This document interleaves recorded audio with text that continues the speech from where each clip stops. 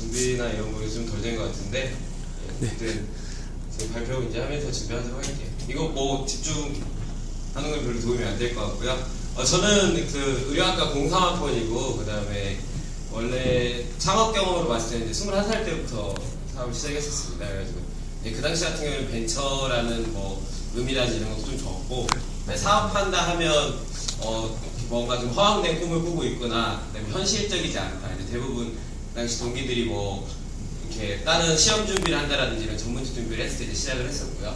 그다음에 작년에 저희가 이제 예비기술 창업자에 선정이 돼서 스마트 디바이스를 활용해서 교육용에 이제 했던 노스코치라는 서비스를 개발을 했고요. 그러면서 이제 올해까지 해오고 있습니다.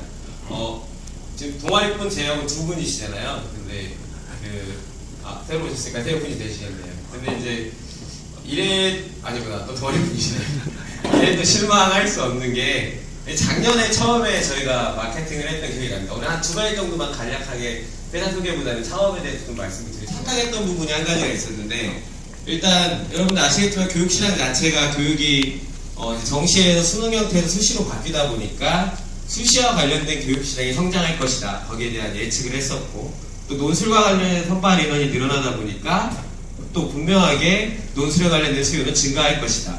그런데 이제 시장 상황 형성에서 보았을 때 첨삭을 해주거나 이런 곳이 없다 보니까 그 첨삭을 해줄 수 있는 기존의 불편함이 뭐 팩스를 한다거나 아니면은 우편물로 하는 부분에 있어서 그런 부분이 생기니까 우리가 이런 사업 모델을 가지고 하면 또 더군다나 교육 시장인데 이렇게 안전하게 캐시플로우를 우리가 가져가면서 사업을 잘 진행할 수 있을 것이라는 큰 기대를 갖고 시작을 했었습니다. 근데 정말 착각했던 부분이 있었습니다. 제가 이제 사업 경험이 있지만 그래도 교육용에서 이런 부분을 처음 하다 보니까 기본적으로 봤을 때 원래 시장의 관성을 이해하지 못했고 이제 그 부분 때문에 상당히 고생했던 기억이 나는데요. 일단은 어찌됐든지 간에 교육에 대한 불안한 심리 때문에 온라인으로서 이루어지는 아무리 전송 속도가 빠르다거나 그렇지 않으면 서울대 강사가 있다거나 이래도 부모님들이 신뢰하진 않아요.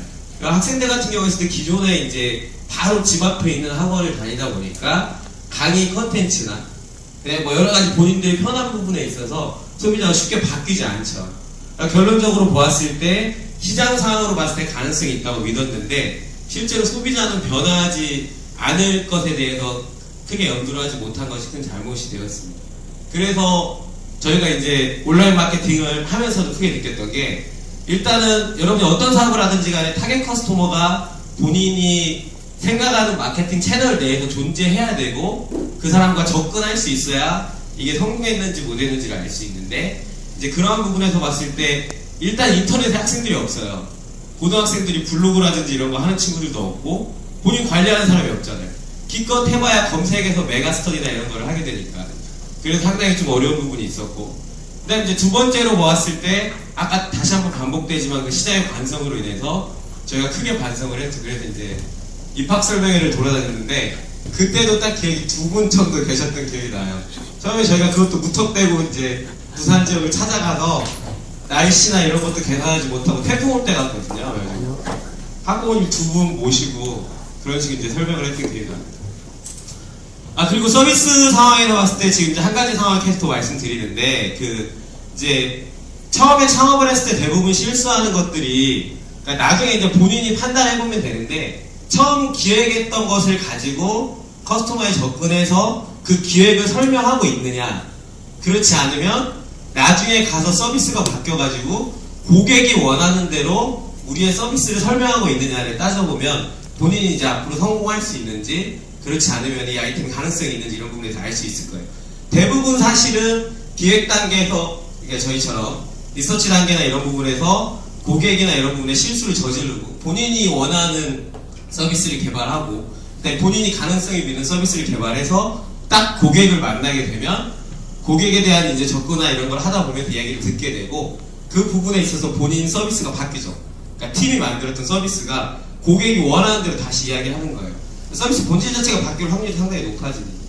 아마 그런 부분에서 이제 창업을 했을 때 그래서 뭐 2-3번 정도라든지 여러 번 경험이 필요하다는 이유는 사실 고객한테 물어봐가지고 팔 수 있는 서비스, 그다음에 매출을 낼 수 있는 서비스를 했어야 했는데 이제 그런 부분이 상당히 적죠. 그리고 접근하기도 어렵고 이제 그런 부분에 대해서 좀 말씀드리고 싶고, 두 번째로 이제 창업 관련해서 저희 그 팀의 큰 장점으로 제가 뽑고 있는데, 일단 저는 의료학과 출신이고 10년 동안 사실 의료 사업을 해왔고, 지금도 이제 깔짝깔짝 손대고 있으면서 하고 있고, 그 다음에 이제 또 한 분은 여기 지금 아직 안 왔지만 뭐 정부 지원 사업 3개 받고 거의 그랜드슬램이죠. 뭐 이것저것 정부에서 돈 받기로 유명하신 분이 하나 또 있고, 그리고 또 이제 여기 이제 같은 공동 창업자는 이제 배명군은 기본적으로 봤을 때 교육에서 있어서의 여러 가지 경험을 가지고 있었습니다.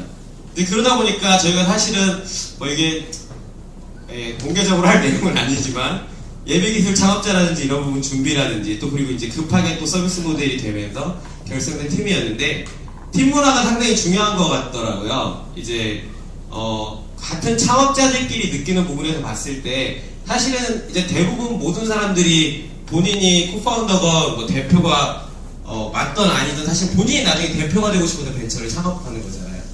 아닌 분들도 물론 있겠지만 개발하시는 분들도 그렇고 뭐 디자인하거나 누구라는 모든 분들이 사실은 다 그 벤처 속에서 보면은 아마 본인이 대표가 되기 위해서 하겠죠. 그리고 최종적으로 뭐 한두 번의 경험이든지 이런 부분을 하게 되는데, 팀의 이제 큰 장점으로 봤을 때는 저희끼리 상당히 부단한 의사소통에 노력을 했고, 저희 팀만의 문화를 갖게 됐습니다.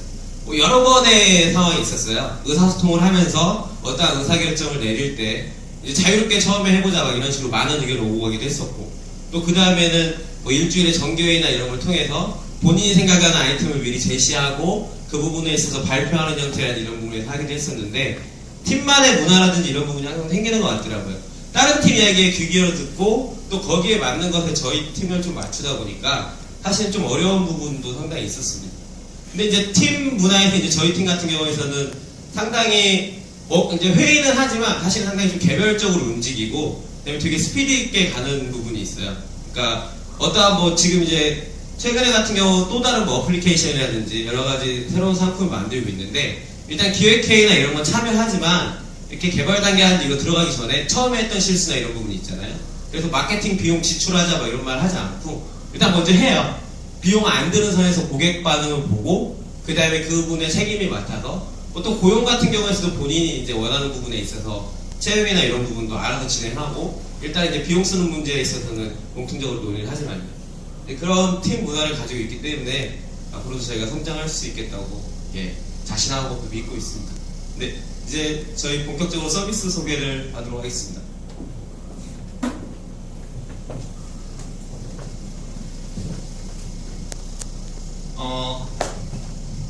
되게 옛날이 떠오르네요. 제가 동아리 2008년에 들어왔을 때도 동아리 설명이 왔었는데 사람이 얼마 없더라고요. 되게 아팠어요. 동아리 회장님한테 그 학교 홈페이지에다가 이제 같이 일할 사람을 찾는다라고 올렸는데 회장님한테 연락이 오고, 그러시지 마시고 동아리 설명회라고 오셔라. 그러면은 좋은 분들이 많고 그 다음에 하시려면 뭐 도움 많이 받으실 거니까 오라 해서 왔는데 저밖에 없는 도움을 무슨 받을 수 있을까? 한 분 한 분 오시니까 4분이 되시더라고요. 어떻게 해야 되지? 속은 건가? 했더니 바로 도움 주신 게 아니라 동아리 활동을 또 하셔야 된대요. 해야 이제 된다. 도움을 받을 수 있다고 그러는데 골목 잡혀왔는데 그게 이제 올해까지 쭉 동아리 활동을 하게 되고, 이 동아리의 매력은 결국은 이제 이 자리에 참석하지 않으신 또 다른 사업하시는 분들이고 하니까 바쁘시잖아요. 그래서 자리에 못 참석한 것도 있고, 또 이번 동아리가 선도 설명회 같은 경우는 새로운 시도를 또 하니까 온라인에다가 이 설명회를 한다고 하니까 긴장하면서 저희 서비스 소개를 하도록 하겠습니다. 저희는 일단 논술코치고요. 지금 뒤에 계시니까 원래 저희가 쓰고 있는 스마트 펜이랑 스마트 원고지를 갖고 왔는데요. 그거는 살짝 소개하면서 제가 말씀을 한번 드려볼게요. 우선 저희는 동아리원 출신 3명이서 뭉친 회사입니다. 이제 논술코치 서비스는 1년이 되었고요. 처음에 숙제 체크 서비스로 현재 팀 자체는 3년 차가 된 팀입니다. 논술코치에 대한 간단한 소개를 저희가 해드리겠고요. 이제 2013년 동안 저희가 어떻게 달려왔는지 해서 지금 위치가 어떤 위치인지 간단하게 좀 말씀을 드린 다음에 2014년에 또 저희는 이 사업을 진행을 할 텐데, 2014년에 망하지 않을 거라고 확신하는 이유, 이 바닥에서 굴러보니까 이게 그래도 매드는 더 잘 꾸려나갈 수 있겠고 충분히 더 큰 회사가 될 수 있겠구나. 어떤 발표를 해야 되나 고민하다가 결국 동아리에 중심이 됐던, 뼈대가 됐던 업체들 보면은 이 교육 업체가 있었어요. 저희 시작할 때 이비호 선배님 무도교과서 있었고, 조남호 선배님 스터디 코도 있었고, 그 다음에 이제 저희 논술 코치, 그 다음에 앞서 저희 이제 회사 대표님은 선민혁 대표님이고요. 저는 대표 코치 역할을 하고 있습니다. 이게 저 위계관계 되게 중요시거든요. 저희 서비스는 앞서 말씀드렸던 대로 논술이 현재 교육 시장에서 갖고 있는 위치가 상당히 부조리하고 불합리하다라는 생각이 들었습니다. 불합리하다라는 이유는 시즌이 너무 정해져 있다 보니까 그 시기 내에 그 시기에 학원들이 돈을 너무 많이 받는 거죠. 문제가 있다고 생각이 들었습니다. 두 번째는 불합리하다라는 생각은 학생들이 글을 쓰고 첨삭을 받는 과정까지 너무 많은 중간 과정이 들어가 있고, 실제로 학생이 첨삭을 받는 그 순간마저도 그렇게 질이 높지 않다라는 생각이 들었어요. 저희로서는 시장의 그 기회를 포착해서 들어갔지만 진행을 하다 보니까 이 두 가지를 해결하면은 분명히 의미 있는 성과를 만들 수 있겠다라는 생각이 들더라고요. 해서 저희는 총 5가지의 단계로 학생들에게 저희 교육 서비스를 진행을 하고 있습니다. 한 단계 한 단계 보도록 할게요. 첫 번째는 학생이 저희 논술코치 홈페이지에서 자신에게 맞는 수업을 선택을 하게 됩니다. 현재 같은 경우는 학생들이 이제 가장 뜨겁게 찾고 있는 상품이 이제 파이널 8라는 이제 최종 파이널 강좌. 저희 총 8번 쓰면 합격할 수 있다. 한 달 정도 남겨놓고서 많은 학생들이 이제 수업을 듣게 되는데, 그럼 뭐 4편 일주일에, 그것도 학원들 한 4시간 학원에 붙어 있으면 한 2시간 정도는 글을 쓸 거고요. 1시간 반 정도는 해제 강의를 한 50여 명 묶어놓고서 이제 하겠죠. 그 다음에 학생들이 이제 돌아가면서 첨삭을 받을 겁니다. 한 1, 20분 받을까요? 실제로 첨삭을 해보면서 느낀 건, 학생이 만약에 한 달 안에 실력을 키워서 하겠다. 그 전까지는 아무런 준비도 안 했고 하면은 정말 엉망이 거리 있을 가능성이 높습니다. 그러면은 첨삭 선생님들은 기계적으로 했던 이야기 하시면서 이 첨삭 강의가 질이 떨어질 수밖에 없어요. 학생들은 이제 그걸 듣는 거죠. 해서 저희는 학생들이 현재 처해 있는 상황에 맞춰서 강의를 선택할 수 있게 해드립니다. 금주의 논제 같은 경우는 좀 저학년들을 대상으로 차곡차곡 논술 준비를 하게끔 하고 있고요. 유형별 논술 같은 경우는 저희가 유일하게 진짜 27개 대학 논술 시험을 보고 있는 27개 대학의 2009년도부터 올해 모의고사까지 모든 기출 문제를 다 다루고 있는데, 그 학교들의 문제들이 약 한 600여 개가 됩니다. 문제가 기출 문제로만 치면 한 300개가 되고요. 이 문제들을 크게는 4개의 카테고리로, 그 다음에 세부 영역으로는 총 8개의 카테고리로 나눠서 학생들이 동국대 논술을 시험 칠 건데 그럼 동국대 기출문 풀어야 되는 거냐? 아니다. 동국대 논술은 성신여대, 성균관대 문제 2번, 성신여대 문제 3번과 유사하니까 그 문제도 같이 한꺼번에 풀어보자 라고 해서 학생들을 총 4개의 유형의 연습을 시켜드립니다. 저희 같은 경우는 이 유형별 논술이 학생들한테 상당히 도움이 된다고 생각하고 있고, 학생들 스스로도 처음에는 몰랐으나 만족도를 느끼고 있는 대목이 되겠습니다.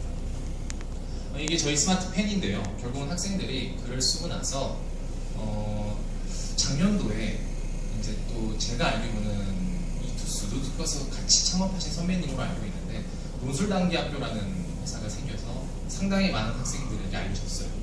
근데 이 학교가 작년도 성균관대가 수능이 끝나고 나서 이틀 뒤에 시험이 있었는데, 되게 이제 크게 홍보를 했던 게, 성균관대 시험 딱 끝나고, 아니죠, 수능 끝나고 바로 글 써라, 바로 글 쓰고 그 다음날 아침까지 우편 보내라.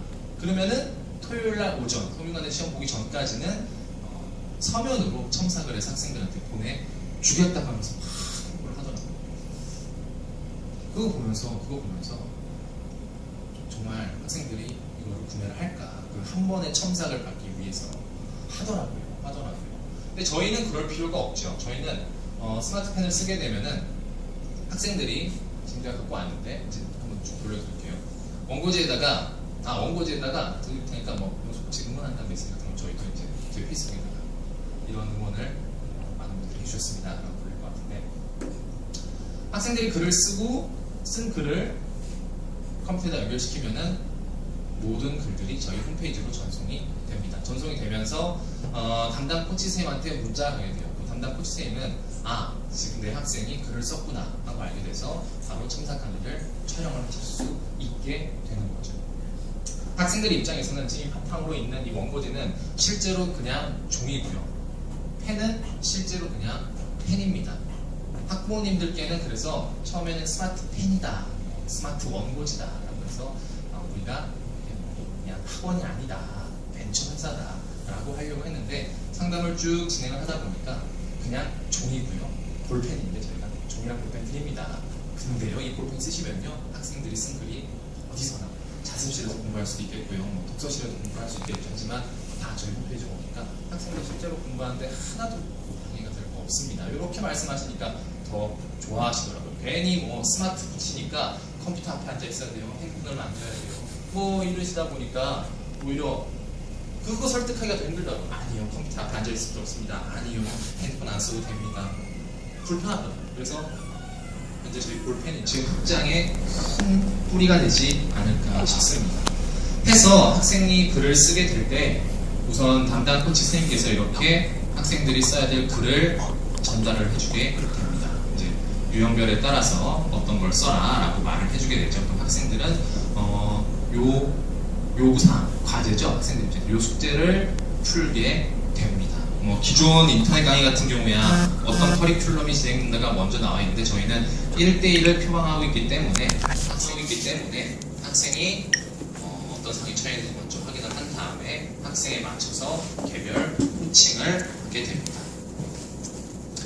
그러면 저희는 학생들 대상으로 이렇게 첨삭 강의를 촬영을 하게 되고요. 학생들은 실제로 과외 선생님이 첨삭해주거나 아니면 실제로 학원에서 첨삭을 받는 것과 유사하게 자기 글 위에다가 선생님들께서 이렇게 첨삭을 해주시게 됩니다.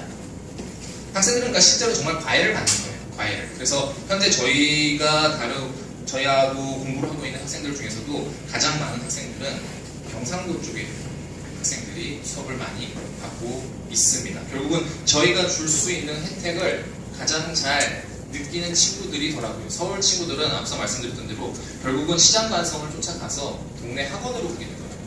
그럼 저희는 동네 학원보다 저희가 좋다라는 이야기를 또 구구절절 설명해야 되는데, 지방에 있는 친구들 같은 경우는 그 주변에 정말 좋은 학원이 없다 손 치면은 저희를 선택을 하게 되더라고요. 해서 저희의 2013년은 현재 오프라인으로는 서울, 대전, 부산, 그 다음에 따끈따끈하게 이번 주부터 대구 지역으로도 나가고 있습니다. 그래서 4개 군데 학원과 제휴를 해서 오프 강의를 나가고 있고요. 온라인으로는 약 누적 회원 수로는 250여 명의 학생이 있고요. 실제로 수업을 듣고 있는 학생들은 50여 명이 되고 있습니다. 그래서 몸이 남아나지 않을 지경입니다. 그래서 이 동아리 소개를 통해서 사실은 저희의 어떤 이기적인 마음이 있다면 좀 더 좋은 사람들과 일을 더 크게 벌릴 수 있는 그런 저희 홍보의 마음도 있습니다. 2014년에 저희가 목표로 하는 방향은 결국은 이 대목에서 저희는 새로운 시장을 발견할 수가 있었어요. 2013년 동안 있으면서 학생들이 이제 더 이상 수동적으로 뭘 시키면 아니죠. 뭘 시킨다고 하긴 뭐하겠고 강의를 보고 어떤 강의가 진행되겠다를 확인한 다음에 수업을 듣는 그런 시장은 좀 변했더라고요. 어머님들은 되게 어색해하세요. 어머님들은 뭐가 진행되는 거죠? 이 강의를 하게 되면 첫 번째 강의가 뭐가 진행되는 거죠? 에 대해서 상당히 의구심이 많은데 학생들은 의구심을 안 가죠. 왜냐면은 지금 내가 가장 답답해하는 건 내 글이 어떻게 썼을지, 내 글이 과연 몇 점짜리 글인지를 궁금해하기 때문에 첨삭을 해준다 라는 것만으로도 충분히 비용지불 하더라고요. 그 다음에 학생이 쓴 글은